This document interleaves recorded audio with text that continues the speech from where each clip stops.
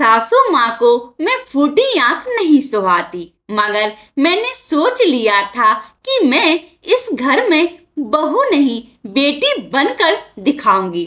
और फिर एक दिन मेरी जांच करने आए डॉक्टर अमन ने कोमल स्वर में कहा, अनु, बेहोश हो जाने से पहले तुमने जो भी महसूस किया था उसे अपने शब्दों में मुझे बताओ। डॉक्टर अमन के अलावा मेरे पलंग के इर्द गिर्द मेरे सास ससुर, ननंद नेहा और मेरे पति नीरज खड़े थे। इन सभी के चेहरों पर जबरदस्त टेंशन के भाव पड़कर मेरे लिए गंभीरता का मुखौटा ओढ़े रखना आसान हो गया। सर, मम्मी जी मुझे किचन में कुछ समझा रही थी। बस अचानक मेरा मन घबराने लगा। मैंने खुद को संभालने की बहुत कोशिश करी, पर तबीयत खराब होती चली गई। फिर मेरी आंखों के आगे अंधेरा सा छाया। इसके बाद मुझे अपने हाथ में पकड़ी ट्रे के गिनने तक की बात ही याद है। मरियल सी आवाज में मैंने डॉक्टर को जानकारी दी। तुमने सुबह से कुछ खाया था? जी, नाश्ता किया था। पहले कभी इस तरह से चक्कर आया है? जी नहीं। उन्होंने कई सवाल पूछे, पर मेरे चक्कर खाकर गिनने का कोई उचित कारण नहीं समझ सके। मेरे ससुर से बस उन्हें यह काम की बात जरूर पता चली कि मेरी सास उस वक्त मुझे कुछ समझाने की बजाय बहुत जोर से डांट रही थी। इसे गर्म दूध पिलाइए, कुछ देर आराम करने से इसकी तबीयत बेहतर हो जाएगी। ब्लड प्रेशर कुछ बढ़ा हुआ है। अब ऐसी कोई बात ना करें जिससे इसका मन दुखी या परेशान हो। ऐसी हिदायतें देकर डॉक्टर साहब चले गए। उन्हें बाहर तक छोड़कर आने के बाद मेरे ससुर जी कमरे में लौटे और मेरी सास से गंभीर भरे अंदाज में बोले, बहू के साथ डांट फटकार जरा कम किया करो। उसके पीछे पड़ना नहीं छोड़ोगी तो यह बिस्तर से लग जाएगी। कुछ ऊंच नीच हो गई तो देख लेना, सब कहीं के नहीं रहेंगे। इनसे फालतू बात करने की जरूरत नहीं है। जी, घर में गलत काम होते देखकर मैं तो चुप नहीं रह सकती हूँ, और मैंने ऐसा कुछ कहा भी नहीं था। इसे जो यह गस खाकर गिर पड़े, इसे किसी दूसरे डॉक्टर को दिखाओ। मेरी सास ससुर पर गुर्दा पड़ी। ससुर जी के कमरे से जाने के बाद नीरज मेरा सिर दबाने लगे, साथ ही साथ मुझे टेंशन न लेने के लिए समझाते भी जा रहे थे। मन ही मन उनके हाथों के स्पर्श का आनंद लेते हुई मैं कुछ देर पहले ही घटी घटना के बारे में सोचने लगी। मुझे इस घर में बहू बनकर आए हुए अभी दूसरा महीना भी पूरा नहीं हुआ है। शादी से पहले ही मुझे बहुत से लोगों ने बता दिया था कि मेरी सास स्वभाव की बहुत तेज तरार है। सभी मेरी जेठानी उनसे तंग आकर अपनी शादी के 6 महीने बाद ही घर से अलग होकर किराए के मकान में रहने चली गई थी। मैंने सोच लिया था कि सास ससुर को छोड़कर नहीं जाऊंगी, क्योंकि हम दोनों का प्रेम विवाह में बहुत सी अड़चनें आई थीं। पंडित ने मेरी कुंडली में 1000 दोष निकाल दिए थे और माता पिता फालतू में पैसे देकर दोष निवारण करते रहे थे। मेरी सास ने तो एक ही बात बोला था, नीरज को पसंद है और क्या देखना, बाकी मैं संभाल लूंगी। तब तो मुझे बाकी में संभाल लूंगी का मतलब समझ नहीं आया था, पर अब समझ आने लगा था। मेरी सास ने पहले दिन से ही मुझ पर अपना रौब जमाने का अभियान छेड़ दिया था। मेरे पहनने ओढ़ने, उठने बैठने और हंसने बोलने के ढंग में उन्हें कोई न कोई कमी जरूर नजर आ जाती थी। उनकी अब तक की टोका टाकी को मैं किसी तरह बर्दाश्त करती रही, पर आज तो अति हो गई। इसकी माँ ने इसे कुछ नहीं सिखाया। हमारे पल्ले कैसी बहू पड़ी है। इसकी सुंदर सकल सूरत को अब क्या हम चाटें? यह नीरज भी न जाने कैसे इसे पसंद कर बैठा। मेरी सास मुझे और मेरे मायके वालों को लगातार बेइज्जत किए जा रही थी और नीरज को भी कोसती जा रही थी। मेरी बहुत बड़ी गलती नहीं थी। आलू गोभी की सब्जी आंच पर रखकर मैं नहाने चली गई थी। मुझे ध्यान नहीं रहा और नहाकर आने के बाद मैं मोबाइल पर लग गई। तब तक सब्जी जल गई। सासू जी ने बॉक्स से लौटते ही मौके का फायदा उठाया और मुझे व मेरे माता पिता को जमकर कहना शुरू कर दिया। मैं डाइनिंग टेबल से ट्रे में कप प्लेट रखकर ला रही थी, तब मेरे सब्र का बांध टूटा तो मारे गुस्से से मेरे हाथ पैर कांपने लगे।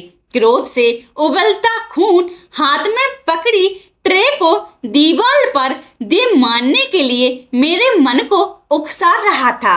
अपने गुस्से को काबू में रखने के लिए मुझे पूरी ताकत लगानी पड़ रही थी। मेरे अंदर चल रहे तूफान से अनजान सासू जी लगातार बोले जा रही थी। मैंने अपनी नजरों को फर्श पर गड़ा लिया। अगर मैं उनकी तरफ देखने लगती तो फिर कुछ भी अनहोनी घट सकती थी। यह मेरी मजबूरी थी कि मैं अपनी सास को पलटकर जवाब नहीं दे सकती थी। उनके कड़वे तीखे शब्द सुनते हुए अचानक मेरा सिर बुरी तरह भन्नाया और मैं ट्रे जानबूझकर हाथों से छोड़ दी। कप प्लेट टूटने की आवाज ने मेरे मन में उठ रहे हिंसा के तूफान को कुछ कम किया। अगर मैं ऐसा न करती तो मुझे लग रहा था कि तेज गुस्से को दबाने के चक्कर में मेरे दिमाग की कोई नस जरूर फट जाएगी। क्या हुआ ऐसा शोर मचाते मेरे ससुर नेहा और नीरज भागते हुए रसोई में पहुंच गए। मेरी सास की समझ में कुछ नहीं आया। वे हक्की बक्की सी मेरी तरफ देख रही थी।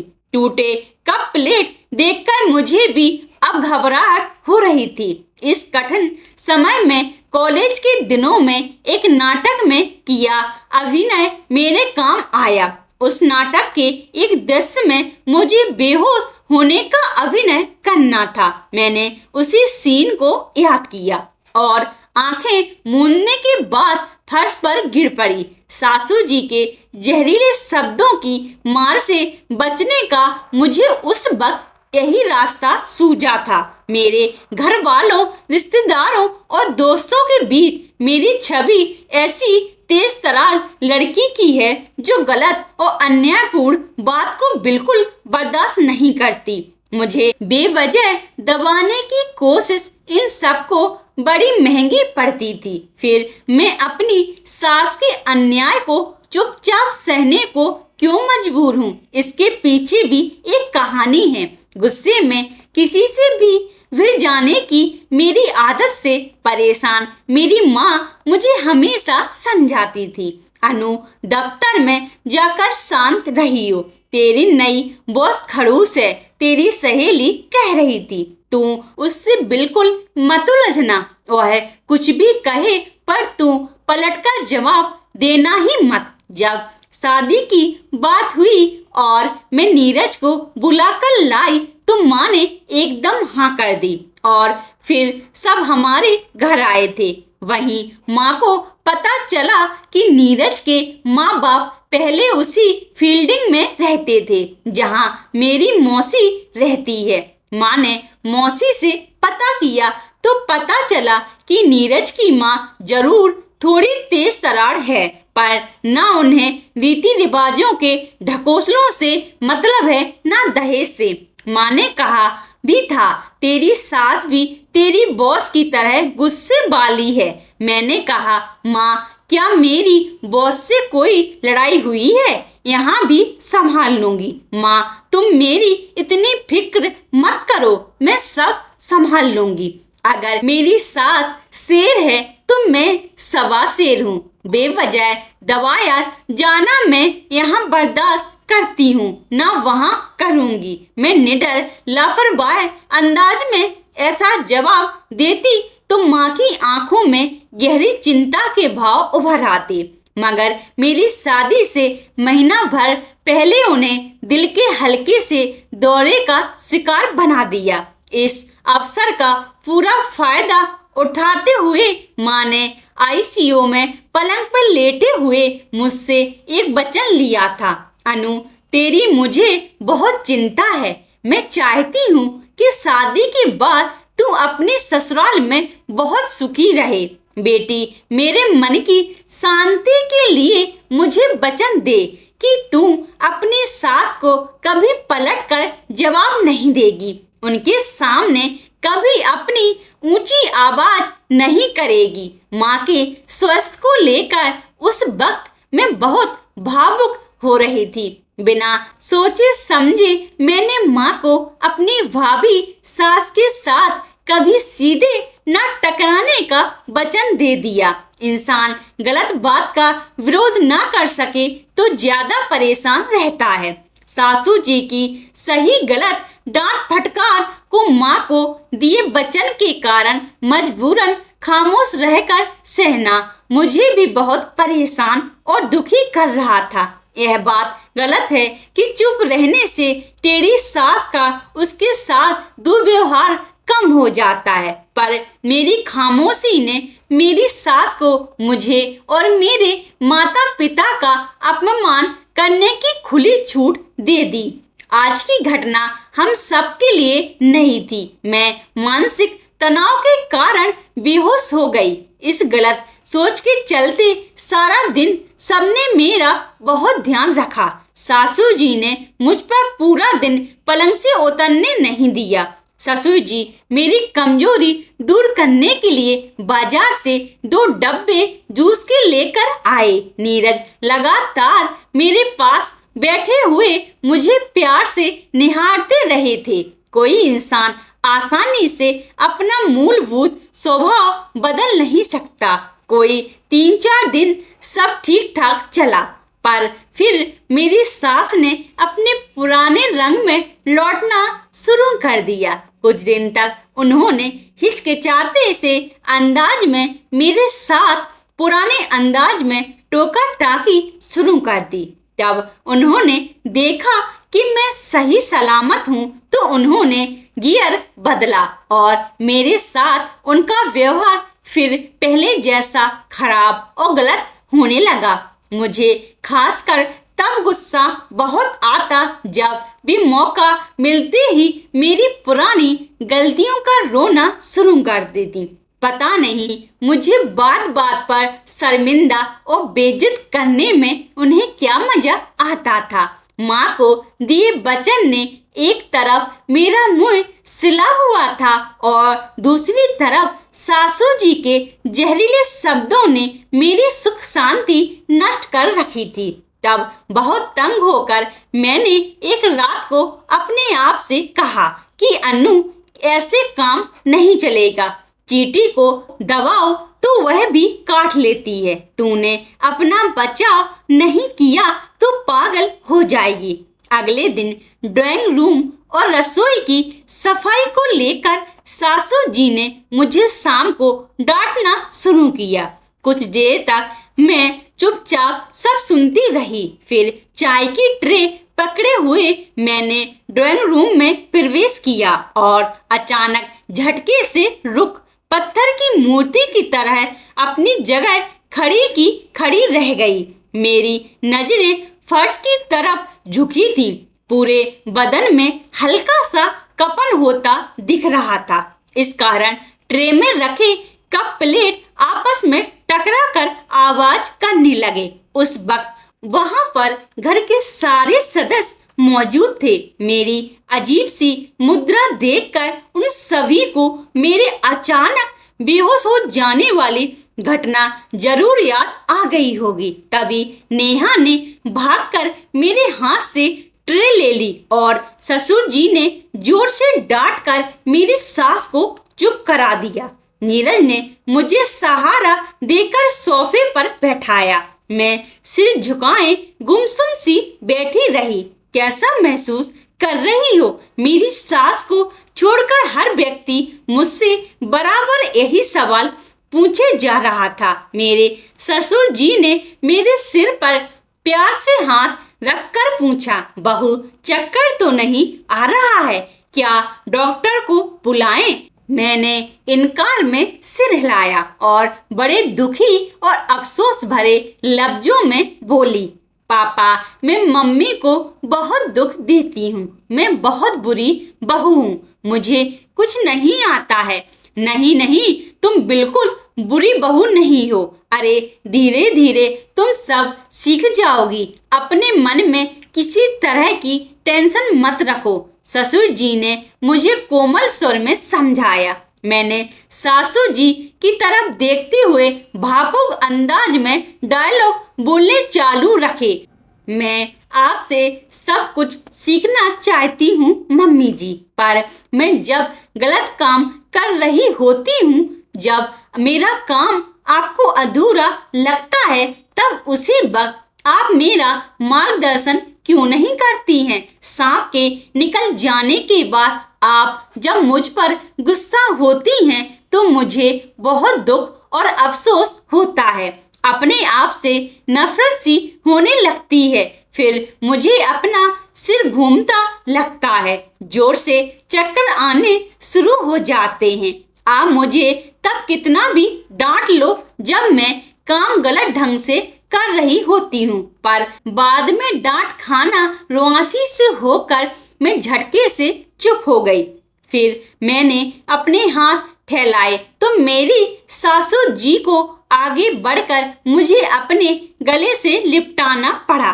बहू बिल्कुल ठीक कह रही है। मेरे ससुर जी एकदम जोश से भर उठे। सांप निकल जाने के बाद लाठी पीटना बेवकूफी है। आगे से इस घर में कोई भी अगर किसी को कुछ समझाया या डांटे तो यह काम उसी वक्त जब काम चल रहा हो। बाद में गड़े मुर्दे खाड़ते हुए घर का माहौल खराब करने की किसी को कोई जरूरत नहीं है। ससुर जी के विरोध में आवाज उठाने की किसी की हिम्मत नहीं हुई। मेरी आंखों में नजर आ रहे आंसुओं को देखकर मेरी सास का मन भी पसीजा और वे मुझे देर तक प्यार करती रही। सांप के निकल जाने के बाद उस दिन के बाद से घर के अंदर यह बात बहुत ज्यादा बोला जाने लगा। कोई भी पुरानी बात उठाकर किसी से उलझने की कोशिश करता तो उसे फौरन यही बात सुनाकर चुप करा दिया जाता। मुझे इन शब्दों को बोलने की जरूरत नहीं पड़ती थी। मेरा तो पत्थर की मूर्ति वाली मुद्रा बना लेना ही काफी रहता और मेरी सास फौरन नाराजगी भरे अंदाज में खामोश हो जाती थी। एक शाम को उन्होंने मुझे सुबह से देर से उठकर आने के लिए डांटना चालू ही किया तो उन्हें ससुर जी से जोरदार डांट पड़ गई। मेरी इस घर में कोई इज्जत नहीं रह गई है। उसके लिए सिर्फ आप जिम्मेदार हो। सासू जी ने अपने पति से नाराजगी जाहिर करते हुए अचानक रोना शुरू कर दिया। जिंदगी भर मुझसे ये इंसान कभी ढंग से नहीं बोला, कभी मुझे प्यार नहीं दिया। यह शिकायत तब करना जब प्यार लेने देने का मौका सामने हो। मैंने तुम्हारे सारे गिले शिकवे दूर ना कर दिए तो कहना। अरे सांप के निकल जाने के बाद लाठी पीटने की यह आदत तूने जाने कब छोड़ेगी। ससुर जी के इस मजाक पर जब हम सब ठहाका मारकर हंसे तो मैंने अपनी सासू जी का चेहरा पहली बार लाज शर्म से गुलाबी होते हुए देखा। बहू आ गई है घर में, पर इनसे ये घटिया मजाक नहीं छूटे। सासू जी ने बुरा सा मुंह बनाया और फिर मेरे पीछे मुंह छिपाकर खूब हंसी। उस दिन के बाद से मेरी सास मेरी सहेली बन गई हैं। इसमें कोई शक नहीं है कि लाठी ना पीटने के फॉर्मूले से इन्हें हम सबके आपसी रिश्तों को मधुर बनाकर घर के अंदर सुख शांति और हंसी खुशी को बढ़ा दिया है। यदि आप ऐसे ही कहानियों को पसंद करते हैं तो कृपया आप मेरे YouTube चैनल कहानियां विद सीमा को सब्सक्राइब, लाइक एंड अपने दोस्तों के साथ शेयर करें। धन्यवाद।